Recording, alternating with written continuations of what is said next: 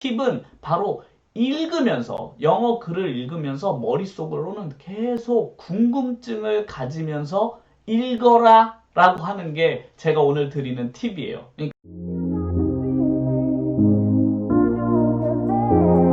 반갑습니다. 네. 오늘은 저와 이제 오랜만에 그 공부하는 시간을 좀 가져볼 텐데요. 오늘은 이제 저와 함께 짧은 리딩을 글을 한번 읽어볼 텐데, 제가 이제 요즘 이제 유튜브로 영어 공부를 많이들 하시잖아요. 그리고 유튜브가 유일한 영어 공부 수단인 분들도 이제 요즘은 되게 많아지신 것 같아요. 그래서 제가 이제 유튜브로 강의를 하면서 저는 그 궁극적인 목적은 영어를 어떻게 하면 생활화 할 수 있을까? 우리가 활용할 수 있는, 영어를 정말 실생활에 활용할 수 있을 만큼 영어 실력을 이제 키워나갈 수 있을까가 올바른 방향을 제시해서 그런 것들이 이제 저의 늘 고민인데, 리딩 수업은 유튜브에 보시면 거의 존재하지 않아요. 왜냐하면 저도 이제 리딩을 지금 강의 안에 넣었지만 리딩이 수업하기가 정말 쉽지가 않은 것 같아요. 왜냐면 리딩은 교재도 있어야 하고 실시간 상대방이 어떻게 읽는지를 제가 확인하는 작업도 필요한데, 그런 것들이 서로 실시간 소통이 안 되다 보니까 대부분 이제 유튜브로 영어를 배우시는 분들은 회화를 목적으로, 그러니까 말을 어떻게 하는 회화의 패턴을 목적으로 공부하시는 분들이 대부분이신 것 같은데, 제가 늘 강조하지만 영어는 한쪽을 편식하시면 안 돼요, 절대로. 왜냐면 생활 영어라는 것은 우리가 말도 할 수 있어야 되고, 글도 읽을 수 있어야 되고, 듣을 수도 있어야 되잖아요. 모든 능력, 글을 쓸 수도 있어야 하고요, 물론. 그런 능력을 전부 다 갖췄을 때 내가 영어를 할 수 있다라고 말을 할 수 있는 거죠. 영어는 들을 수만 있으면, 혹은 말할 수만 있으면 그 영어의 일부분만을 제가 활용할 수 있게 되는 거기 때문에, 영어를 실질적으로 제가 온전한 상태로 한국어와 병행해서 영어를 사용할 수 있으려면 영어로 할 수 있는 모든 것을 할 수 있어야만 해요. 제가 읽을 수도 있어야 하는 거죠, 물론. 그렇기 때문에 이제 제가 리딩 수업도 강의 안에 꼭 넣어서 제가 리딩도 꼭 해보셔라 이렇게 추천을 드리는 이유인데요.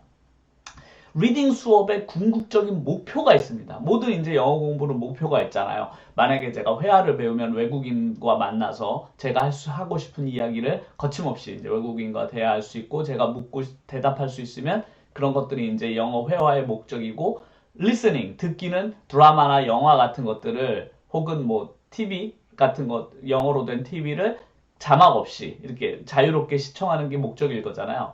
리딩도 당연히 목적이 있습니다. 그래서 리딩의 목적은 무엇이냐? 바로 이것입니다. 요것. 예. 이게 바로 영어로 된 원서 책인데요. 이 책은 해리포터 1권이에요. 해리포터 1권이고, 이 책은 제가 아직도 너무 소중하게 소장하고 있는 책인데, 이 책은 제가 1998년에 구입한 책입니다.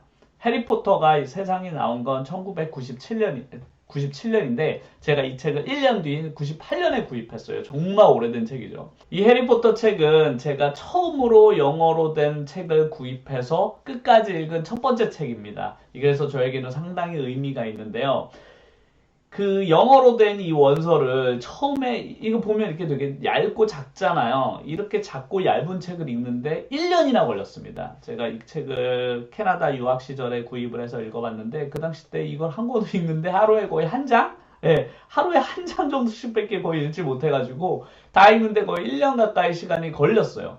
근데 이 책을 다 읽었을 때 그 뿌듯함이란 정말 어떤 것과도 바꿀 수 없을 만큼 너무나, 뭐랄까, 스스로가 너무 대견하고 만족스러웠어요. 그래서 그런 걸 계기로 그 뒤로 영어로 된 책을 종종 사서 구입해서 읽게 되는 시작이 되었던 책이라서 저에겐 상당히 의미가 있는데, 이 뒤로 저는 해리포터로 된 원서를 이렇게, 예, 해리포터로 된 원서를 거의 전권을 다 영어로 된 책을 구입해서 다 읽어봤고, 그 뒤로도 다른 사람이 쓴 이제 영어책, 이 해리포터가 저에게 용기를 준 것이죠. 영어로 된 책도 읽을 수 있다, 이런 용기를 주어서 다른 원서로 된 책들도 여러 권 도전을 해서 읽어봤습니다. 그래서 영어로 된 책은 물론 읽기도 느리고 천천히 읽게 돼서 어려운데, 영어로 된 원서로 된 책을 꼭 읽어보시라고 권장을 하는 것은, 이 책을 다 읽었을 때 느껴지는 그 만족감이 상당히 크기 때문에 그래요. 자기가 이 책을 다 읽었다는 그런 스스로에 대한 만족감이 너무 커서 또 다른 책을 본인이 구입해서 읽게 되는 그런 일종의 선순환도 작용을 하니까 꼭 저는 리딩을 저와 함께 공부하셔서 궁극적인 목적은 영어로 된 책을 읽는 것이 이제 최종 목적입니다. 그래서 나중에 저희가 이제 문법과 어휘력이 어느 정도 갖춰지게 되면 이제 원서를 읽는 그 수업도 제가 그 강의 안에 포함을 시킬까 하니까요. 그날이 올 때까지 열심히 저와 함께 단어도 외우고 문법도 배우고 당연히 읽기 연습도 해야겠죠. 그래서 오늘 읽기 연습도 저와 함께 열심히 함께 해주셨으면 감사하겠습니다. 그래서 오늘도 제가 짧은 글을 하나 준비했습니다. 그래서 짧은 글을 저와 함께 읽으면서 오늘 수업을 한번 해볼 텐데요.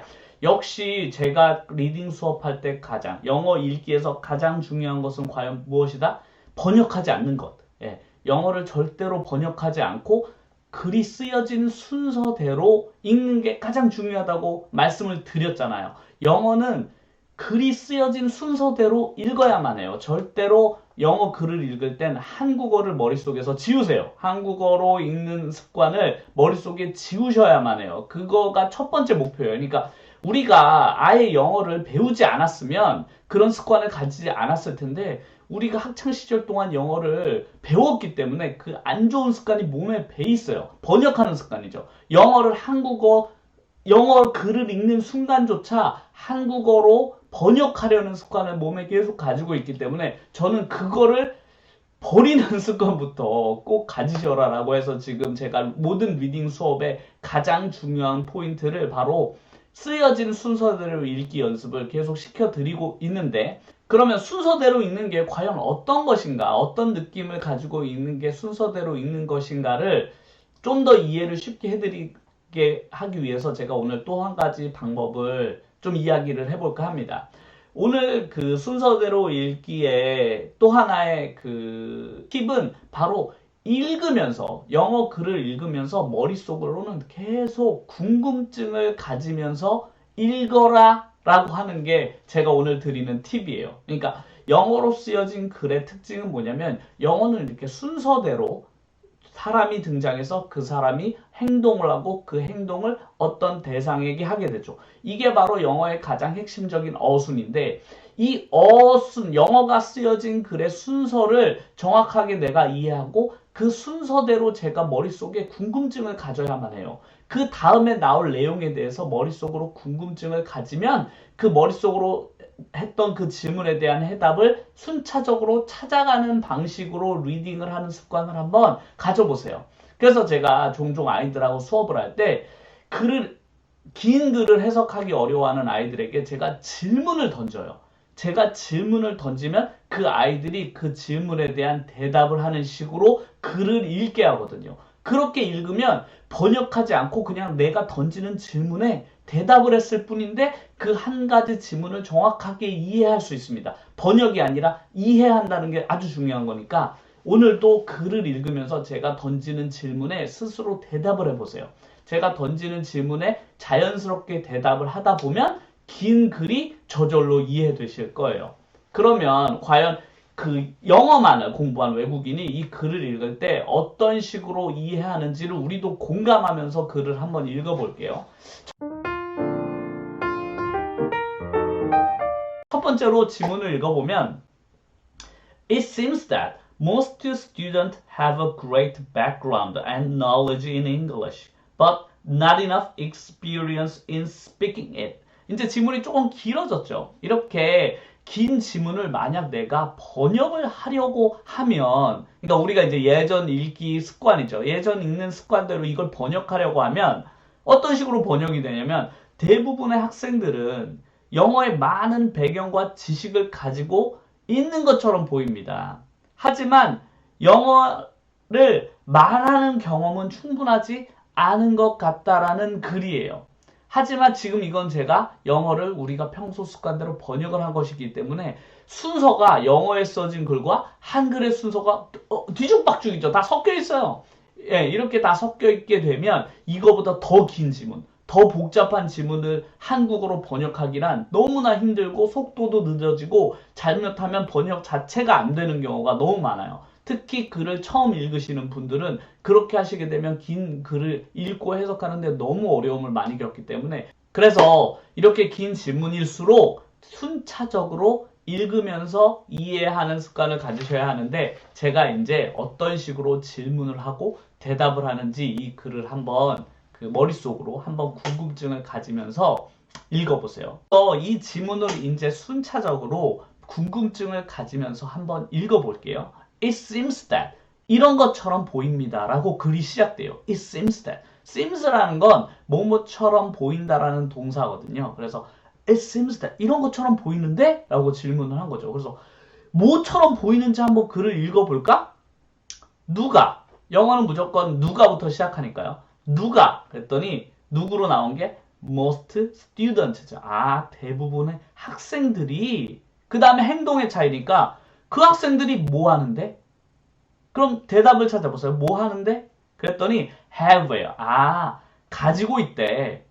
그러면 당연히 뭘 가지고 있는데? 이렇게 뭘 가지고 있는 데가 자연스럽게 궁금증으로 떠올라야 되죠. 그러니까 a great background. 아, 엄청나게 큰 배경, background를 가지고 있구나. and 그리고 말이 끝나지 않았네요. 그리고 나왔으니까. 그리고 또 뭘 가지고 있는데? 이렇게 질문을 던지면 자연스럽게 대답이 knowledge가 되죠. knowledge는 지식이라는 단어예요. 그래서 엄청나게 많은 background와 지식을 가지고 있구나. 근데 무슨 background가 뭐에 대한 지식을 가지고 있다는 거야? In English. 영어에 대한 지식. But 하지만이래. 뭔가 반전되나 보다. 뭐는 없대. Not enough. 뭐가 충분하지가 않구나. Not enough. 충분하지가 않아. 뭐가 충분하지가 않을까? 바로 experience. 경험이 충분하지 않아. 근데 뭐에 대한 경험? In speaking it. 말하는 것에 대한 경험은 충분하지가 않구나. 이렇게 이해하셨죠? 네, 이해가 됐어요. 그냥 번역하지 않았는데 대부분의 학생들이 배경 지식은 많은데 스피킹하는 경험은 충분하지가 않대. 이렇게 쓰여져 있는 글이잖아요. 굳이 번역을 하지 않아도 이해하는 데는 전혀 무리가 없어요. 질문에 대답만 따라오셨는데도 이해하는 데는 크게 어려움을 겪지 않을 수 있습니다. 그래서 다음 질문을 읽을 때도 제가 한번 질문을 해볼게요. 원래는 그 질문에 대한 대답을 제가 듣고 또 질문을 해야 되는데 제가 대답을 들을 수 없으니까 스스로 질문하고 스스로 대답을 했죠. 하지만 제가 글을 읽을 때 이렇게 읽어요. 글을 읽을 때 스스로 질문하고 머릿속으로죠. 입으로 하지 않고 스스로 머릿속으로 질문하고 그 대답을 글 속에서 찾아요. 그래서 누가 그 다음에 뭐 했을까? 그 행동을 누구에게 했을까? 이런 식으로 머릿속으로 계속 궁금증을 가지면서 글을 읽거든요. 그걸 제가 단지 입으로 질문을 할 뿐이에요. 이게 입으로 질문하니까 좀 글을 읽을 때 계속 물어보니까 좀 이상하긴 한데 그렇게 묻는 이유는 나중에 이후에 본인이 스스로 머릿속으로 그런 질문을 가지면서 읽는 습관을 가지게 하기 위해서 제가 질문을 드리는 거니까 다음 질문도 저와 함께 제가 질문을 하면 그거에 대해서 한번 스스로 대답을 해보세요.